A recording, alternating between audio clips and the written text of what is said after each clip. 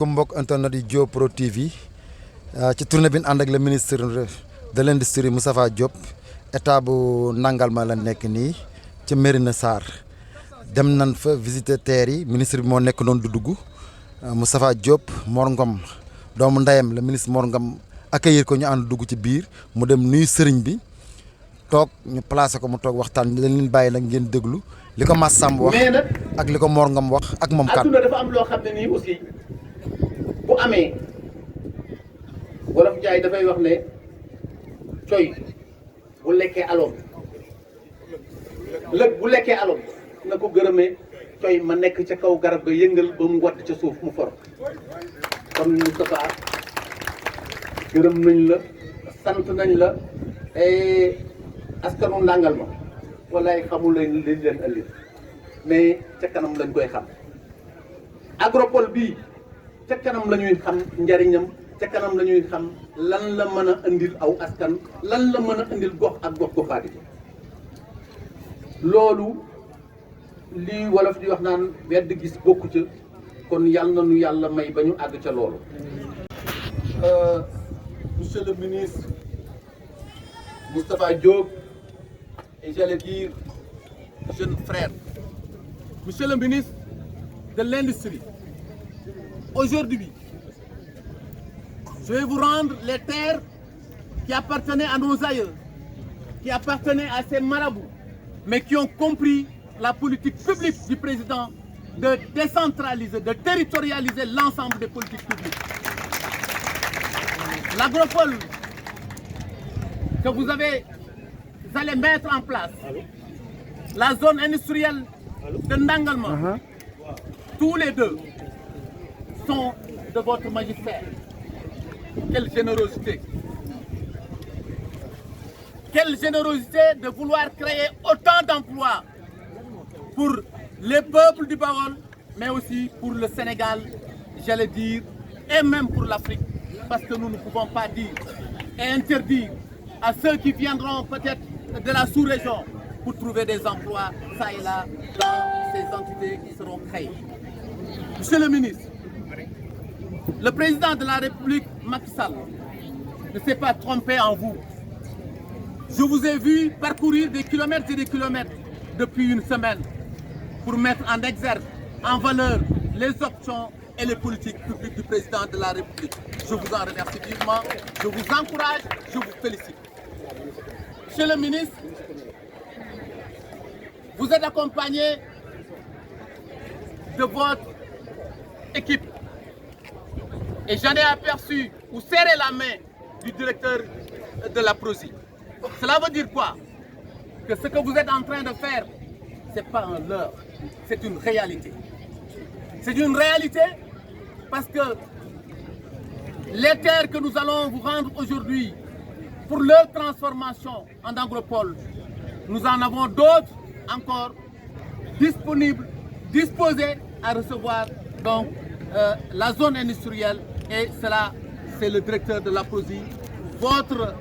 employé, votre collaborateur qui va s'en occuper et vous nous l'avez déjà dit, vous nous l'avez déjà signifié. Monsieur le ministre, le président de la République, son Excellence Macky Sall, nous a toujours dit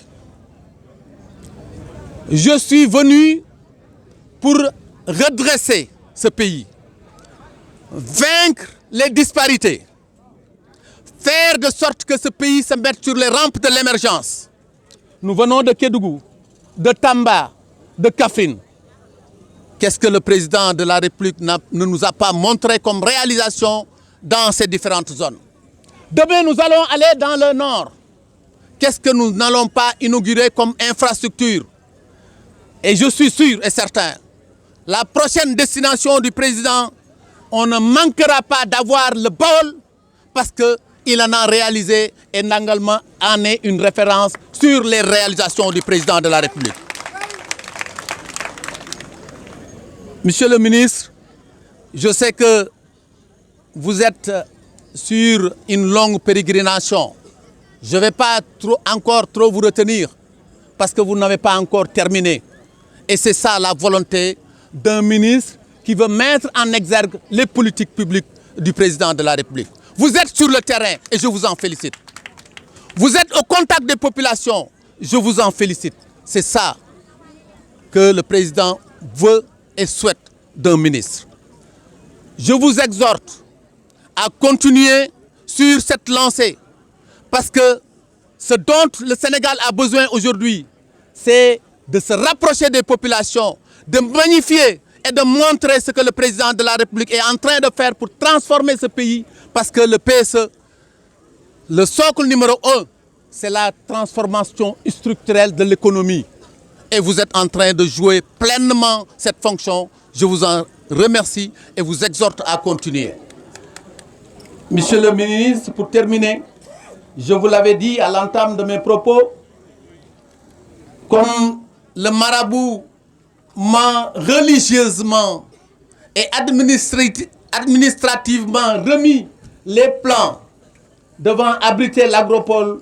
je vais à partir d'aujourd'hui, en ma qualité de maire de la localité, vous rendre ces mêmes terres en espérant que les transformations de cette structuration-là va se faire sur ce site et que tout Nangalma sera heureux demain d'avoir leurs enfants, d'avoir leurs adultes, les femmes. Et d'ailleurs, monsieur le ministre, parce que ça allait être un oubli qui ne serait pas pardonnable, nous remercions encore le président de la République parce que nous venons d'inaugurer un centre de formation, un levier qui va participer à l'installation ou en tout cas au livrable de l'agropole. Parce que le centre de formation, c'est quoi? C'est que c'est le pilier numéro 2 du PSE parce que nous devons agir sur les hommes, sur la formation des hommes et sur la qualité de travail, c'est-à-dire les livrables. Monsieur le ministre, je vais vous inviter, parce que je ne peux pas lâcher les micros, mais je vous invite pour vous rendre donc les terres que Serigne Abdou Aziz et toute la colonie de Mérina ont mis à votre disposition pour l'agropole de Ndangalma.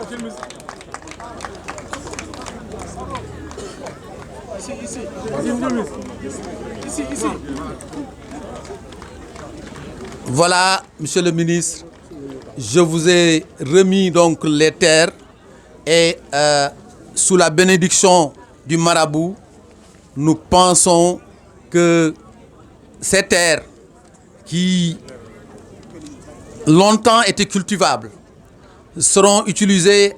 à bon escient. Et moi, j'en suis sûr, parce que la valeur ajoutée de l'agropole sur la transformation des productions, je suis sûr et certain que cela se réalisera et ce sera au bénéfice de toutes les populations du Baol, du Sénégal. Je vous remercie de votre attention. Merci, monsieur le maire. Merci. Protocole moom léeg-léeg dañ koy dagg Mérina Sarr bi may wax borom guy gi dafa nekk dëkku cosaan nekku dëkku diine ñii toogal président fii xam nañ ci dara léegi mu am lu fa am lu am solo loo xam ne nii yéene la bëgg nga sa njariñ moo tax ma di la ko yëgal pour nga jàpp ci jumaa ji dañ ko léegi daf doon wax ne fii ba ca jumaa ji fu la fa neex dugg jumaa ji daal lañ dul laal waaye ñoom am nañ sañ-sañu laal ko ndax kër yàlla la te kër yàlla ba lañ ca bëgg a def defe naa ne yow mii di nga ci jàpp keneen ku mel ni yow it dina ci jàpp jumaa ji monsieur le ministre yéene la moo tax ma yëgal la ko parce que xam naa li am Mérina Sarr maa ngi sant ñëpp di jégaluwaat nag ci li ma dellu siwaat di jël kàddu gi mais c'était une nécessité jërë ngeen jëf. keroog ba muy ñëw Mbàkke Bawol di financé keroog Ibrahima yow moom yaa ma taxawal ca kaw ma yor micro central ba maag ñeneen ñi ci des ak moom mii taxaw tey mu yor financement yi financé ko Sénégal Touba Mbàkke tardé wut Ndangalma tàggewu Awa Cheikh Ngom ak may dégg honorable député Bousso Ngom ak may dégg Adjaratou Fatou Sène Diobata ak may dégg kon nag tey dëkk bi doo fi gan dëkk bi yàgg nga fay def teraanga yàgg nga fi andi lu la président jox kon nag ma jox géwélam mu dugal ko bisimilah. ki ni bëgg a jox kàddu gi nag boo ko gisee muy dem bul laaj ci lu yokk président dong lay dox Massiré Dieye Fatim Penda maam dafa am aw fas tudd ko jëf yàlla ñu ne ko lu mun mu ni jàmm bu ko bañ saa boo xëyee ci naqar ngay xëy maam Lat Joor am foofu Amadou Khourédia maam am aw fas tudd ko suusalu kaani ñu ne ko lu mun mu ni max ko ak siim ko bu gën suusalu kaani kéel ki ni bëgg a jox kàddu gi waa ndangal ma kii moo ñëw ci président Macky Sall ni ko yónni ma Louga booba Louga nag verte daa verte mu ne ko yónni ma Louga ma def ko marron bees président Macky ne ko ka nekk Louga ndax neex naa gañe mu ne ko booba directeur la bindal décret su ma ko gañew nga dàq ma président Macky Sall ni ko comme homme de défi nga te homme de défi laa kon naa bind waaye na nga gañe de mu ne ko damay gañe ñëw Louga kenn yaakaaru ko nag mu ñëw Louga ànd ak yaay ànd ak yàlla ak yonent bi ak Seexul Xadim ak liggéeyu ndeyam gañe Louga booba ak léegi élection yi jot mu gañe Louga ànd ko président Macky Sall ki ne bëgg a jox kàddu gi wax naa ko léegi sëriñ bi dafa am juróom yoo xam ne benn bu ne am na tur waaye bu ne ci nit la gën muy jub woy teey mat ak wér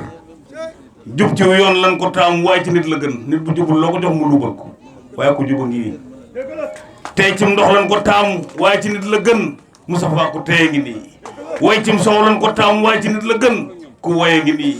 mat cim xarum tabaski lan ko taam waaye ci nit la gën Moustapha ko mat a ngi nii waaye wér ci góom lan ko taam waaye ci nit la gën ku wér a ngi nii Moustapha la tudd Basiru la baayam tudd Seydi Rakew ko jur gànk la ma dama Khourédia maam moom baayam ma ne woon ku daw ñaaw daa maam lan boo leen bakkan gille mari ndoo bi bagaay sosalu kaani kéel laraab teenu tëgg mag ca gàmm njaay asan maram penda maamam ma nga cil maxa ma Khourédia biram fatma kili ba nga la yendoo njaaj ay sata ak fatma Khourédia kodde samba ak joor juróomi lingeer yooyu saa xewaray seen baay ay sata maam lan jox njàmme jaxate maam ca ab sa munun jaxate ak ma sata ay sata ab sa munun jaxate jox ko may sa tendu joor boo ko ma saan doon kenn day bàyyi ba ngeen doon ñaar mu doon leen a duma moom ca ngoone lattir jox ko saa xawar soxna mbay moom ca Lat Joor mi la ko dëkk jaamur yi waaye njàmme jaxate maam mu jur Alsan Fatimata Mberu mu jur xari Gumba jaxate mu jur soxna Binta jaxate mu jur sëriñ Muntaxa xalifa général kullu murit Moustapha la tudd Joor la yaayam tudd Mor soxnaa ko jur Modou Fatou maa ko jur Samba Maram xayaa ko jur Amadou Yàlla ko jur Yàlla Xuja Kumba ko jur waaye Yàlla Xuja Kumba ak Sira Xuja Kumba ak Gaydel Xuja Kumba Anda Seck Xuja Kumba Faalo Xuja Kumba Daaro Xuja Kumba Maam Njaay Xuja Kumba ñoo bokk jenn ndey ak benn baay waaye Yàlla Xuja Kumba maam lañ jox saa xewar Fatma moom ca Amadou Yàlla lu mu jur Garmi la Aminata Yàlla lu mu jur wàllu la Amadou Yàlla dem Jolof jël Fatimata Nguy am ta Seynabu Jóob ñu delloo ko Jolof de ko Biram Penda Njéeme mu am ca Alburi Aminata Yàlla dem Kokki Njaga am fa Ndaak Mare Maak xëri maam Penda Buya xëri maam Mag Baax ñoo bu ko dëkkale jox ko mat naak jaane moom ci yaaba xëri maam aala xëri maam wara wa xaj ñoo bu ko ñoom rek jox ko tas ma tar binta moom soxna Aminata Lo Aminata Fall aale Lo soxna Aminata Lo Mag Baax ñoo bu ko Touba jox ko Xaadimal Moustapha moom ca Modou Moustapha Baara Aminata mu daan bind ca jaww ja aal dem ba seen ba kay seen maam Njaay Demba Mbërgu Demba Njugo Demba ñoo bokk ndey ak baay Njaay Demba Sanaba Gay moo jël Kumba Caan am ca Aram Lo mu dem kër Sandeena Wele am fa Draman Wele mu jël Farma Diop am ca Bakar Farma Diop jox ko Mbata Fay moom ca Faa Waddu Wele jox Ousmane Si moom ca Alaaji Malick Baye Sëñ Babacar Mbërgu Demba Sanaba Gay moo jur Balla Mbërgu mu jur Dam Buri mu jur Sali Lo mu janta Sali Kan jox ko Ballay Sa moom ca Maam Mor Sali jox ko Maam Jaara Buso moom ca Maam Mor Jaara ak borom Touba kaddu gango asalaamaaleykum mbokki commune de Ndangalma ñi ngi leen di nuyu di jiital ci nuyoo bi Serigne Abdou Aziz ak famille borom guy gi yëpp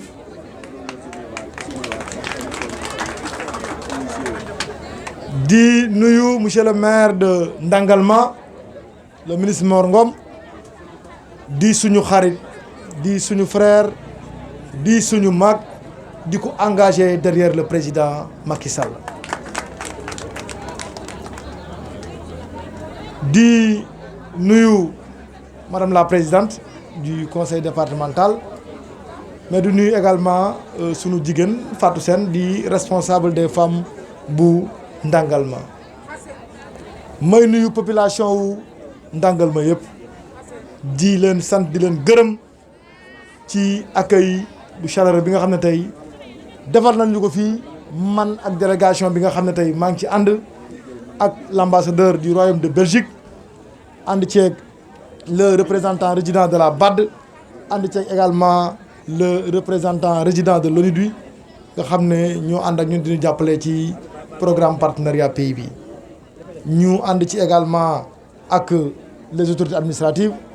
le gouverneur le préfet et le sous-préfet seen taxawaay ci mbir mi rafet na trop ñuy wax ne depuis démb ba léegi ñu ngi ci zone centre bi di effectuer benn tournée bi jëm ci li ñuy wax agropole muy ay pôle de développement agro industriel yoo xam ne day lënkale acteurs chaîne de valeur agroalimentaire yi pour ñu mën a assurer suñu sécurité alimentaire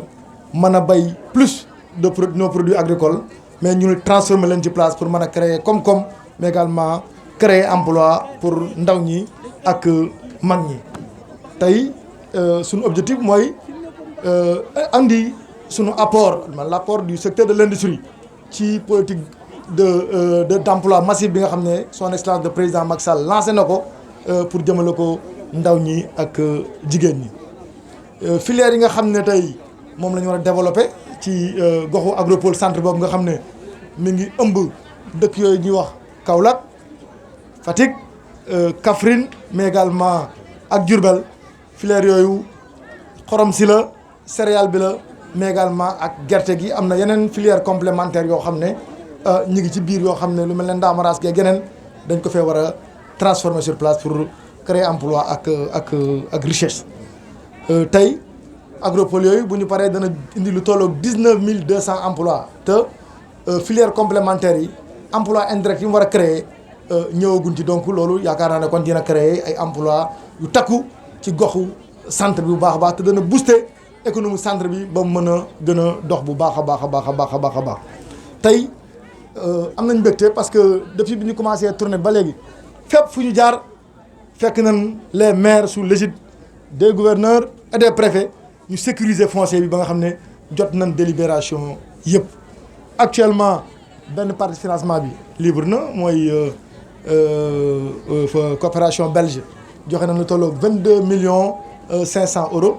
enveloppe bi lu ci des BAD ak banque européenne d'investissement ñoo ko war a compléter à hauteur de 60 millions de dollars ak 50 millions d'euros donc pratiquement lépp yembari na donc vraiment kon li ci des rek mooy lancer appel d'offres yi commencer liggéey bi ci terrain pour mën a soqali la zone centre kon vraiment ñuy sant di gërëm population Ndangal bépp di sant autorité administrative gouverneur ak préfet vraiment seen liggéey aussi rafet na ci ñuy wax également Serigne Abdou Aziz kontaan nañ trop am nañ mbégte bu baax a baax a baax a baax ci engagement bi mu jël ay suuf yi waajuram jox ko état bi pour état bi mën koo liggéey lépp jëm ci njëriñu askan wi vraiment kontaan nañ ci bu baax a baax dégg na aussi li nga wax nee nga mën nañoo jël lépp ba mu des jumaa ji loolu nag jumaa moom ñëpp xam na ne moom jaamukaayu yàlla la te yàlla lañ si jaamu li nga xam ne wax nga ko également dégg nañ ko pour ñu jàppale si jumaa ji incha allah rabbi dinañu jël 20 tonnes ciment jàppale la ko ci jumaa ji incha allah li nga xam ne nag mooy li agropole yi war a def nga xam ne ay impenses ak yeneen yi war a jàppale ñi nga xam ne dañoo joxe suuf tan leen ñu mën a jàppale leen lu ngeen ciy def aussi ngeen defaat ko ci kon daal ñu leen di sant di leen gërëm wasalaamaaleykum wa rahmatullahi taala wa barakatuh